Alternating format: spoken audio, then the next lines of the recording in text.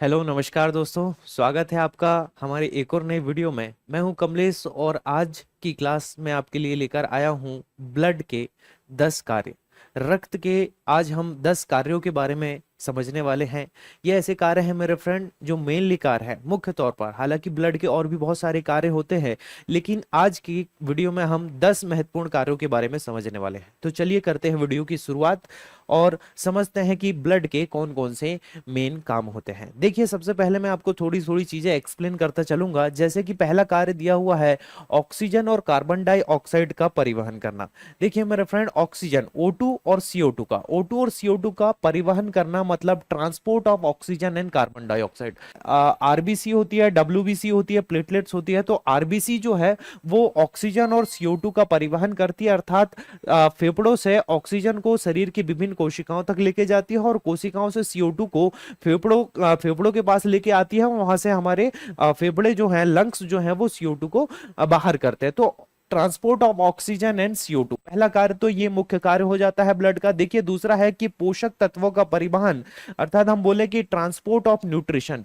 देखिए जितने भी न्यूट्रिएंट्स होते हैं, जैसे कि विटामिन है, खनिज है, या फिर प्रोटीन है, फैट है, तो जितने भी हमारे न्यूट्रिएंट्स होते हैं जो हमारे फूड में प्रेजेंट होते हैं, उन न्यूट्रिएंट्स का क्या करती है, ट्रांसपोर्ट करती है, विभिन्न कोशिकाओं तक ब्लड लेके जाने का काम करता है। देखिए अवशिष्ट पदार्थों का निष्कासन, removal of waste product.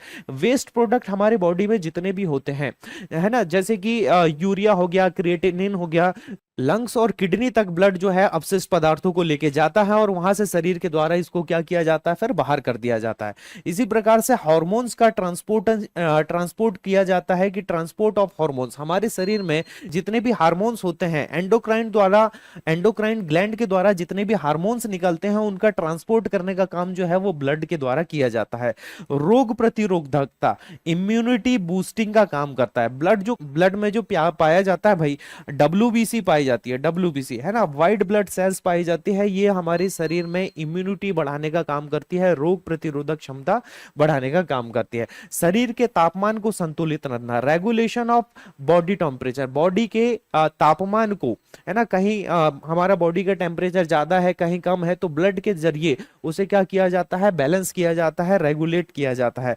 Blood का थक्का बनाना, ब्लड क्लॉटिंग। देखिए ब्लड में पाई जाती है ना, ब्लड में प्लेटलेट्स पाई जाती हैं और कहीं भी अगर चोट लगती है जहां से ब्लड बाहर निकलता है, तो ब्लड में पाई जाने वाली जो प्लेटलेट्स हैं उनके जरिए क्या होती है भाई, क्लॉटिंग होती है। तो रक्त का थक्का बनाना भी ब्लड का एक महत्वपूर्ण कार्य है। शरीर के पीएच का संतुलन बनाए रखना, maintaining the pH of our body. देखिए पीएच बैलेंस को बनाए रखने के लिए, देखिए ब्लड का पीएच मान कितना होता है भाई, 7.35 से 7.45 के बीच में होता है। तो हमारे शरीर में अम्लीयता और क्षारीयता को बैलेंस करने का काम भी कौन करता है भाई, ब्लड करता है। इसी प्रकार से देखिए जल और इलेक्ट्रोलाइट संतुलन। इलेक्ट्रोलाइट क्या होता है मेरे फ्रेंड, जितने भी हमारे बॉडी में मिनरल्स होते हैं, खनिज होते हैं, जैसे कि सोडियम है, पोटेशियम है, और भी दूसरे जो खनिज हैं, उनका बैलेंस बनाने का काम जो है वो ब्लड करता है ना। शरीर के विभिन्न हिस्सों तक पहुंचाने का काम भी करता है इलेक्ट्रोलाइट का। ऊर्जा आपूर्ति, एनर्जी सप्लाई करने का काम भी ब्लड करता है, कि हमारे बॉडी में ग्लूकोज को एक भाग से दूसरे भाग तक पहुंचाना या एक कोशिकाओं से दूसरे भागों तक पहुंचाने का काम भी क्या करता है, ब्लड करता है। तो इस प्रकार से हम बोल सकते हैं कि 10 महत्वपूर्ण कार्य जो है वो ब्लड के माने जाते हैं, है ना। तो अगर आपको वीडियो पसंद आया है तो वीडियो को लाइक जरूर कीजिएगा।